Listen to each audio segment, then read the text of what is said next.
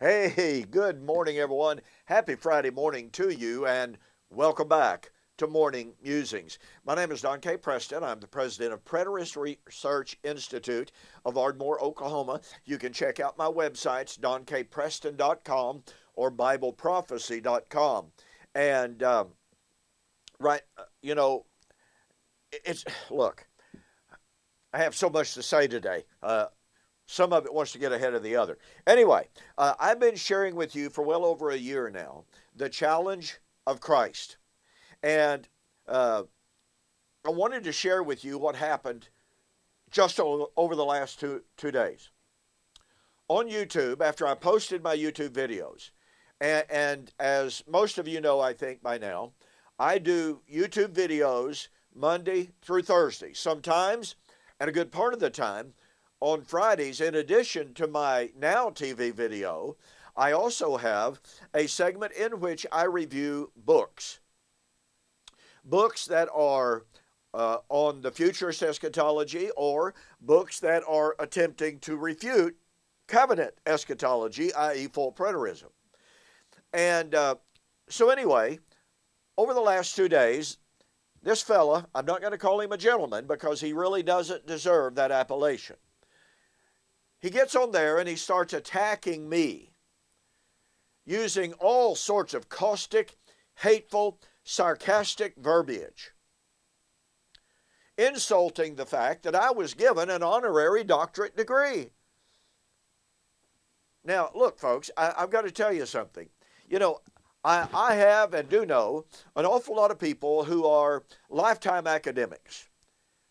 They are fully certified academic PhDs. They all tell me that my level of research, my level of writing is fully academically qualified in every way. So did I go to school and earn a piece of paper on the wall? No, but I've got a certificate right there on my wall as an honorary doctorate degree that was given to me by Vision International University from Ramona, California. And I was given that, and by the way, they only give sometimes as many as 2 honorary doctorates a year. And as the president of the university said during the bestowal ceremony, by the way, at which over 1,200 people were present, okay? Stan DeKoven, the president, stated how they very seldom give out honorary doctorates. They only do so after thoroughly investigating the people that have been nominated. And only when they are completely satisfied that the individuals that have been nominated are fully qualified, who genuinely deserve to receive an honorary doctorate, then and only then do they reach out to them and offer them that honor. Okay? And so, Dr. DeKoven said, we have investigated Mr. Preston thoroughly for months and months and months. And myself and the entire staff are absolutely convinced that it is proper and right and good that we give Don Preston an honorary doctorate. And you know what? To refer to those people once again, I know an awful lot of people who are true academics, and they tell me that it is a genuine honor of the highest degree to be given an honorary doctorate. So anyway, when this individual got on YouTube this morning and attacking me, calling into question my honorary doctorate, and most of all, attacking the claim, the doctrine, and the truth. Number one, that Jesus said he was coming back in the first century. Number two, he said if he didn't do what he said he was going to do, then not to believe him.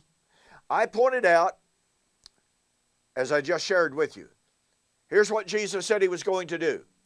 He said he was going to come back in the first century in the lifetime of that generation. Number two, This individual, I won't call his name. It really almost, he doesn't deserve to be mentioned by name, to be honest about it, because of his ugliness. But this man denies that Jesus kept his word.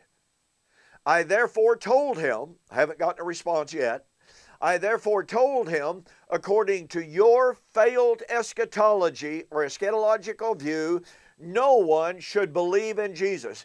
Folks, this is what I've been sharing with you for well over a year. We have people attacking the idea, catch the power of this. We have people attacking the idea that Jesus kept his word. Can you imagine that? Should they attack me and others like me who affirm Jesus said he was going to be raised from the dead? He was raised from the dead. Therefore, we ought to believe in him. Why, no, they'd say, well, of course, that's true. That's valid. That's what Paul says. Well, guess what? Jesus said, if I do not do the works which my Father has given me, do not believe me.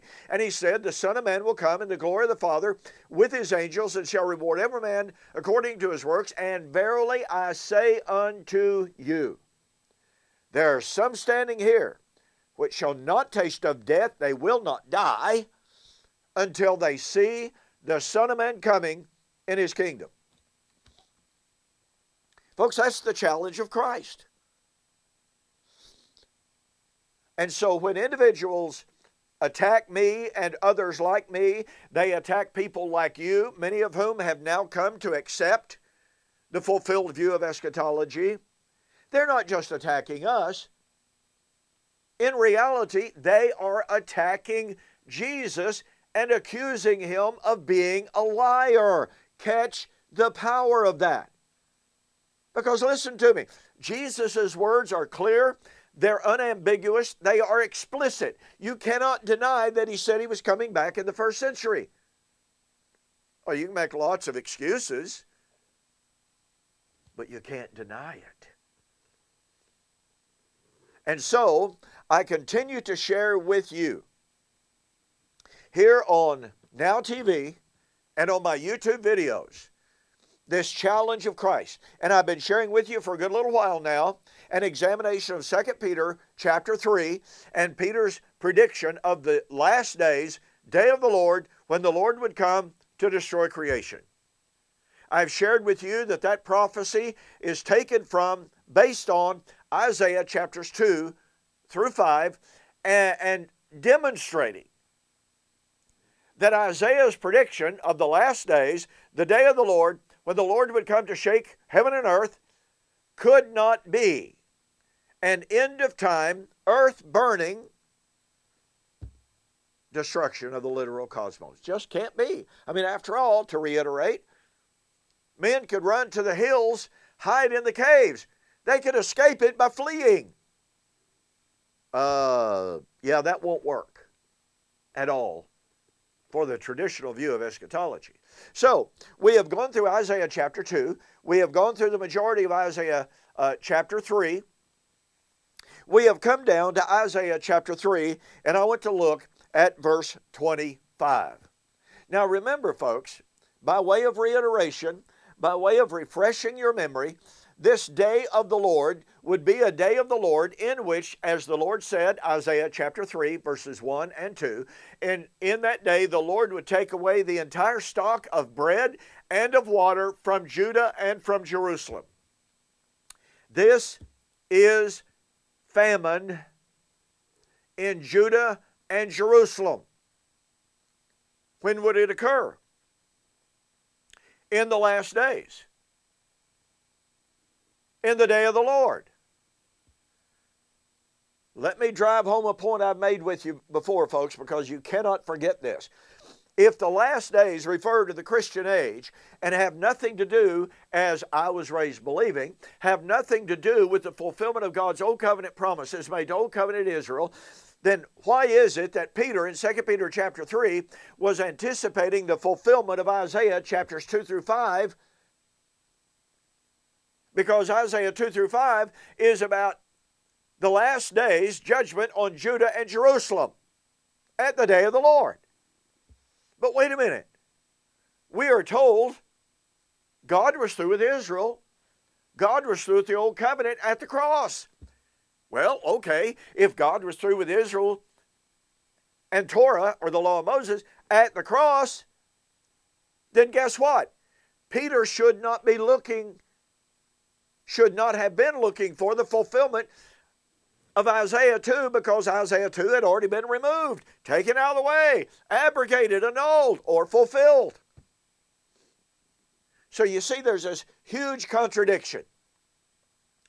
On the one hand, futurists such as amillennialists and postmillennialists tell us God was through with Israel in the Old Testament at the cross, and then they turn right around and they say, we're still looking for 2 Peter 3 to be fulfilled. But wait a minute, 2 Peter 3, Peter was looking for the fulfillment of Isaiah, which was supposedly taken out of the way at the cross. I'm sorry, folks, that is a humongous, insurmountable contradiction. But back to Isaiah chapter 3, verse 25. Your men shall fall by the sword, your mighty men in the war. Her gates shall lament. Whose gates, by the way? It's not the church. It's the Judah and Jerusalem that is mentioned in chapter 3, verse 1 and 2. Her gates shall lament and mourn. She, being desolate, shall sit on the ground. We'll have more to say about that. But I want you to notice, I touched on this ever so briefly a couple of weeks ago. Your men shall fall by the sword, your mighty men in the war. Now, some translations don't give the definite article, the war. The Septuagint doesn't give the definite article. But most translations, or a great number of them, render this as the war. Well, it's only appropriate because he is describing a given specific war in the last days against Jerusalem. So it's only proper and fitting that the definite article, the, and we would describe this as an anaphoric article. An anaphoric article, according to Wallace, in his Greek Grammar Beyond the Basics, tells us that the anaphoric Greek article is by far the preponderant use of the definite article in the Greek. Now, what in the world is an anaphoric article? An anaphoric article, ana means up, okay?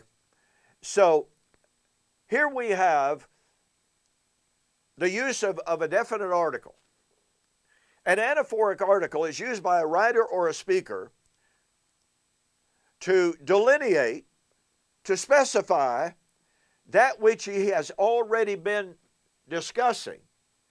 He may not have even used the specific term, but because the subject is the same, okay, because the subject is the same, now he specifies that subject by using the definite article, the, to describe that subject. So, in the previous discussion, he's been talking about war that was coming against Jerusalem and Judah.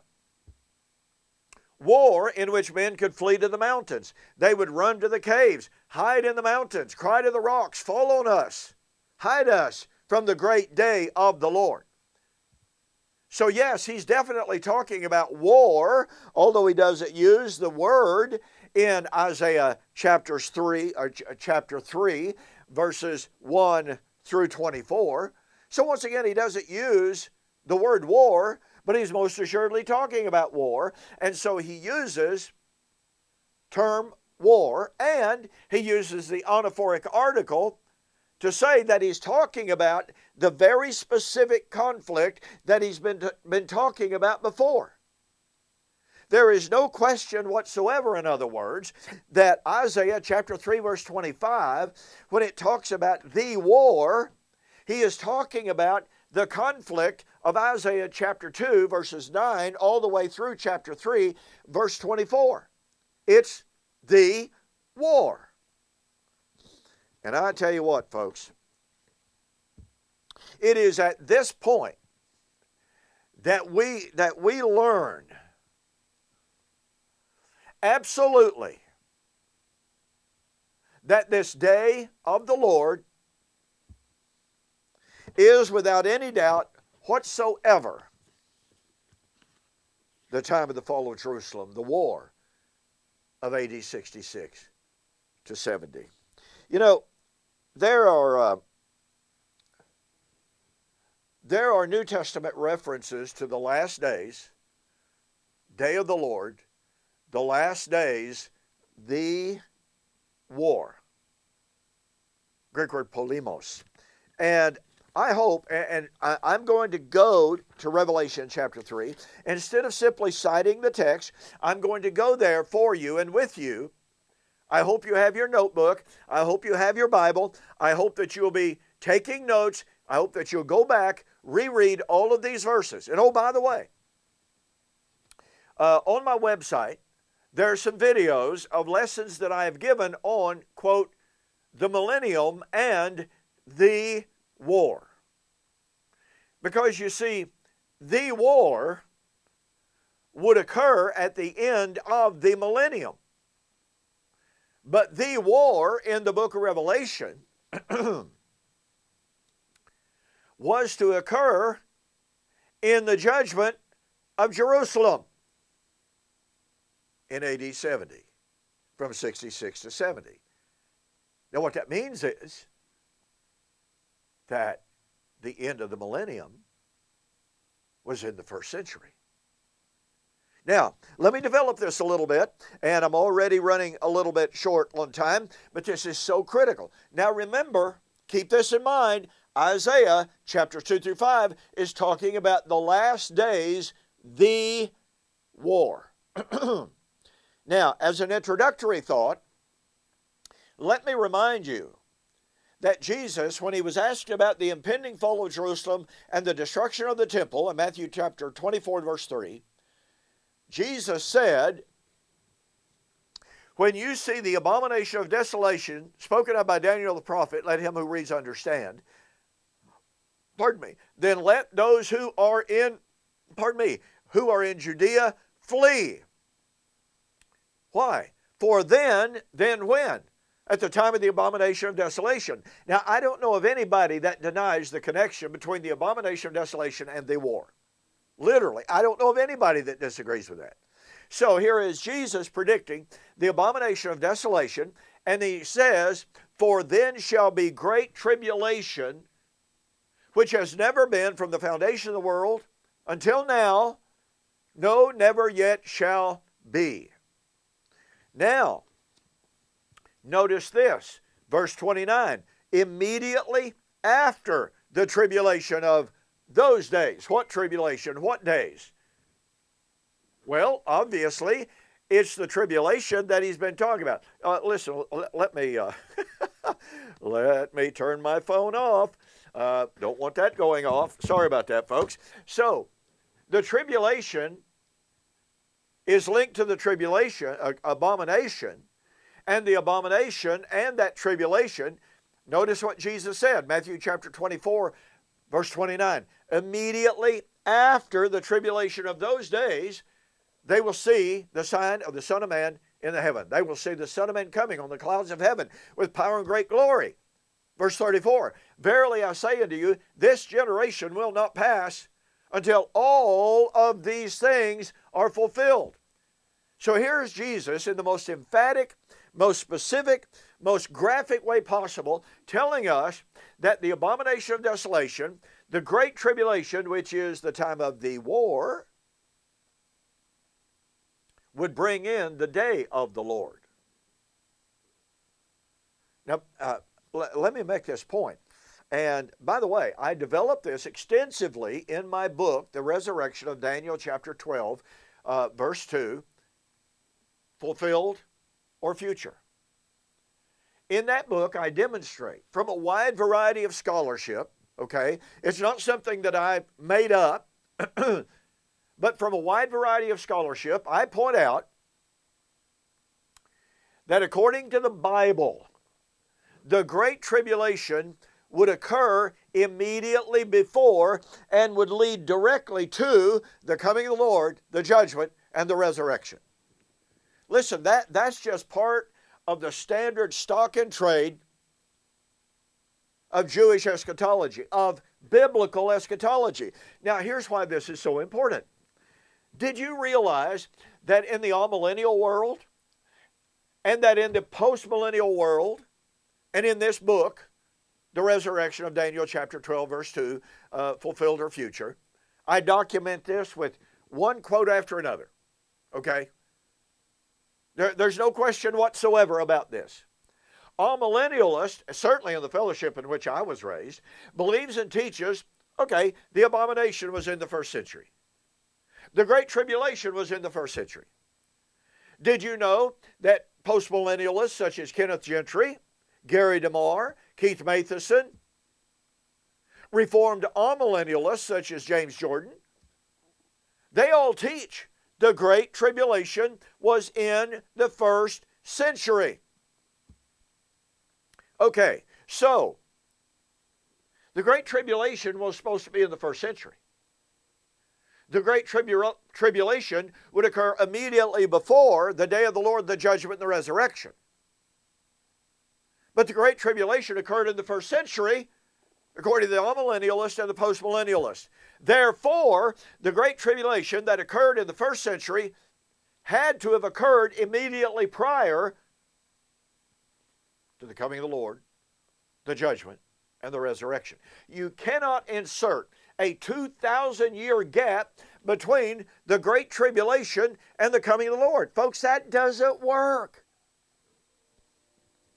Jesus said, immediately after the tribulation of those days, the sun will be darkened, the moon will not give us light, the stars of heaven will not give their light, the powers of the heavens shall be shaken.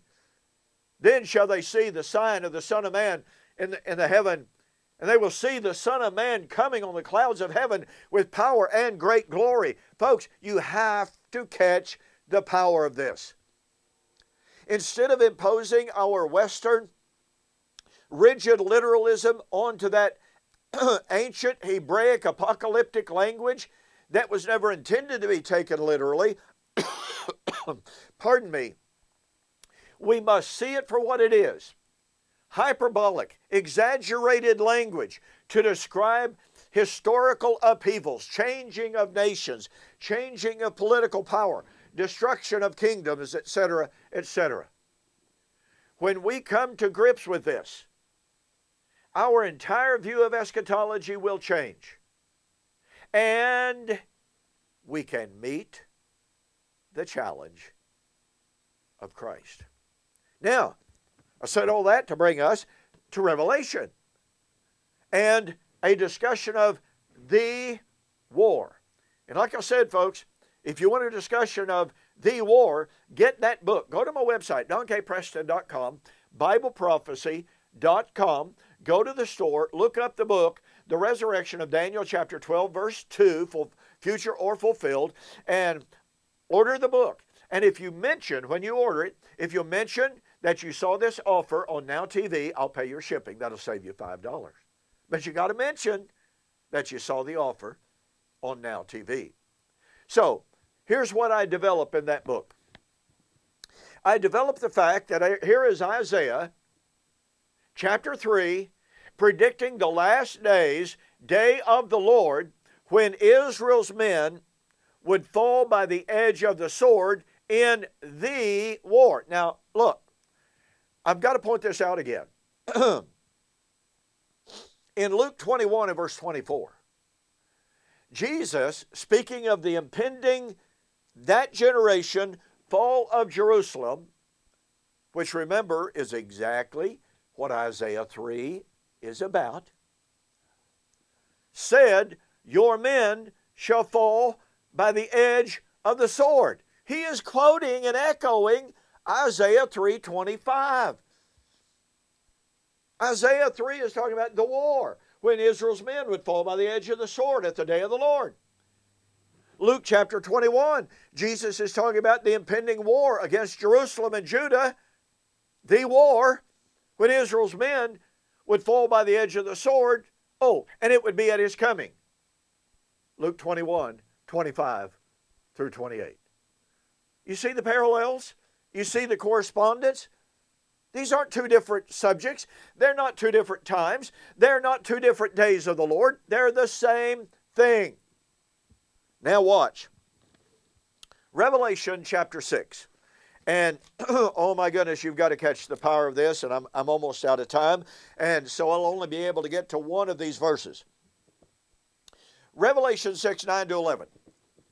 John said, I saw under the altar the souls of those who had been slain for the word of God and for the testimony which they held. And they cried out, How long, O Lord, holy and true, do you not avenge us on those who dwell on the earth? And white robes were given unto them, and they were told to rest, I don't know, 4 or 5 million years, 4 or 5,000 years. Don't worry about it. God's not worried about time. You shouldn't be worried about time. Chill out. You know that's not right. White robes were given unto them, and they were told to rest for a little while. Look, folks, I'm sorry, the Greek doesn't allow for 2,000 years. The time statement does not allow for 2,000 years. To rest for a little while until their fellow brethren who should be slain as they were should be fulfilled. Here's the measure of sin and the measure of suffering being filled up before the day of the Lord of vengeance could come. But, verse 12 and following, and all I'm going to be able to do is to read this and close out. I looked when he opened the sixth seal, and behold, there was a great earthquake, and the sun became black as sackcloth of hair, and the moon became like blood. Hey, does that sound like Matthew 24? Verse 29?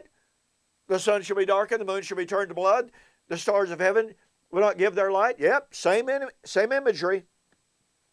The stars of heaven fell to the earth as a fig tree drops its late figs when it is shaken by a mighty wind. Then the sky receded as a scroll when it is rolled up, and every mountain and island was moved out of its place. And the kings of the earth, the great men, the rich men, the commanders, the mighty men, every slave and every free man, let me hurry up, and they said to the mountains, Fall on us, hide us from the face of him who is to come. Why? Because the great day of his wrath has come. This is the war that we'll talk about next week.